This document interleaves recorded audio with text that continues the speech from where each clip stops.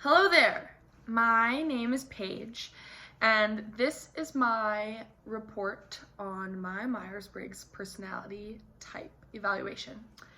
So I am a ENFP. I am 97% extroverted, so I'm very extroverted.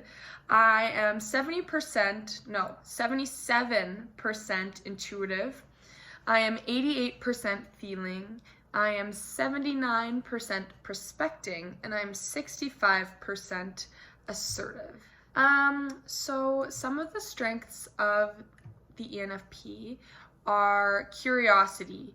ENFPs are super curious, they want to go out, they want to experience things, and they don't hesitate to step out of their comfort zones. I can say that this is incredibly true for me. My whole life I've been a risk taker ever since I was a little kid. I never had parents like on the sidelines like, you can do it, honey, you don't have to be scared. I was always the one being like, I want to go try that, and I want to go try this, and I'm going to go do this. And that's followed me throughout my whole adult life. ENFPs are super observant, so for them, there are no irrelevant actions. Everything means something. Every move, every idea is part of something bigger, and they read between the lines in everything, and everything's connected. And oh my gosh, this is me to a T. My intuition rules my life. Everything is connected. And sometimes this is really hard for me to take things at face value or move on. ENFPs are energetic and enthusiastic, and they're really excited about everything, in case you haven't got that from the video this far. And they will share anything that they think about with anybody who listens. And I am the best or the worst at that. I am the first person to answer in any single class discussion. And that's been something that I've really had to work on being a student for so long. Teachers don't always like the one who's like, pick me. And I've really had to learn as a super extrovert how to give introverts space and how to give them time to process and answer. ENFPs are excellent communicators. They love small talk and deep talk and meaningful conversation and everything in between, and I love that. I could talk for hours and hours and hours and hours with anybody, ever. I have made friends in the weirdest places. I love brainstorming. That's one of my favorite things ever. I love the chemistry that can erupt in a conversation when everybody's like exchanging ideas and fusing their minds together to find connections and to create solutions to problems. I adore it. We're really popular, we're really friendly. I have friends from all different places. In high school, I was in every social group. Everybody knew my name. I knew everybody else's name. I was friends with all the teachers. I love listening, and I get along with basically everybody. My weaknesses: I have the worst practical skills ever. I am not detail-oriented. So hard for me to like maintain interest in a task.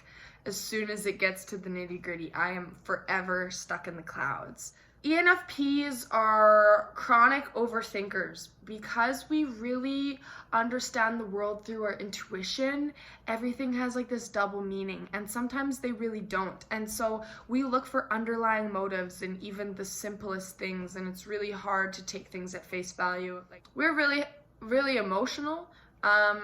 I really engage with the world through my feelings, and so especially when I'm under stress or under criticism or in conflict, I can experience emotional bursts where it's really hard for me to regulate. But I would say that, especially when I was young, that's something that I struggled with. I would say now I've gotten really skilled at conflict resolution and being intentional in communicating my feelings, putting words to my feelings, and not letting them rule me, and rather being the boss of my emotions because I'm so emotional. ENFPs are super independent, almost to a fault, and that was me especially before I became a Christian. I had no value for teamwork whatsoever. Like, I want people to look at me and be like, wow, she did that all on her own. like almost thinking teamwork is a bad thing, but it's really not, and I've learned that. Stress responses of ENFPs, we get really scattered and we have trouble focusing, we're easily distracted. This is the story of my life. And I think one thing that I can do to really manage this stress response is invest in the practical elements of my plan. So for me, it's like breaking up the practical elements into really manageable pieces. And so, because the lists freak me out. As soon as I see a list, I just like disconnect and fade into the background because I get so overwhelmed. And so I've had to learn how to cut things into manageable sizes. I get really overwhelmed quite easily with detail, and we lose our normal perspective or sort of our normal way of being, and we just totally change. And so yeah, a part of sort of managing that for myself is inviting outside perspectives to bring myself back to earth, grounded, remembering what my purpose is, remembering sort of why I'm doing this, and that it's not okay for me to randomly leave situations all the time because that impacts people around me. Another stress response of ENFPs is becoming really rebellious and excessively non-conforming.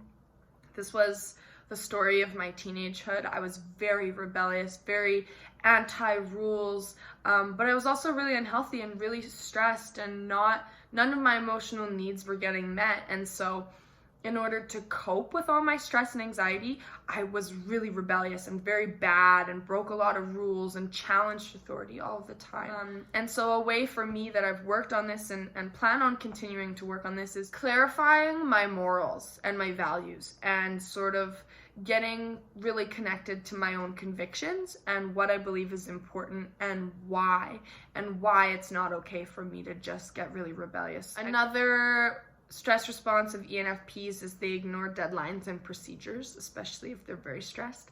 And as a student, I've struggled with this, but I think it's something that I have quite under control. So to sort of counteract my stress response is, I don't know, almost going into overdrive and not even giving those feelings space and just getting it done, and having self-discipline and having self-control and making like a list, not overextending myself or getting overcommitted to different things. Really, like, as an extrovert, I am addicted to social interaction. And so an important part of my life is scheduling out alone time and journal time and spiritual, like, contemplative time. It's really important for me to not overextend myself or overcommit, because I'll go to every single event anybody invites me to. Build good habits to meet procedures and deadlines, knowing that if I am stressed, I'm not ruining my own life. I try to do at least an hour of quiet time every day, or if I can't, I invest a lot into my bedtime routine to sort of have this coming down stage of the day. So as a feeler, he suggests practicing critical thinking to really work my thinking muscle. I need to learn how to react less personally to criticism, and I need to practice hearing both sides of an argument before I judge or make my own response. And as a student, I have really learned how to do these things. As a prospective person, I'm super spontaneous. I am really not good at planning at all. And so he suggests investing in a day planner, scheduling out specific times for certain things, and making a task list. And this year, that has been my goal, is to really, I have a day planner, and I'm really intentional in writing out dates and times for certain things. And yeah, task lists have been really helpful for me as a student to create a manageable amount of work. And so to conclude, I definitely agree. I am an ENFP. I really agree with the whole evaluation of everything that they said to me. I think that because of the personal growth that I've experienced, I've tried to become more holistic in all of my ways of understanding the world and responding to stress. And so though the ENFP evaluation is quite extreme, I don't find myself falling into those extremes as much, because I have been intentional in practicing to maybe not be so extroverted, or to use my senses more, or to think rather than to feel, and to plan out my time rather than just going with the flow all the time. And it hasn't stopped me from being an ENFP at all, but it's made me more balanced, and it's helped me to be in relationships with people who aren't like me. And because I'm an ENFP, I want to be friends with everybody, and so it's been really helpful to hear other people's perspectives and the way that they manage life. Life doesn't always have to be so spontaneous or crazy as maybe I would like it to be. So thank you for watching and listening to me. Thank you. Goodbye.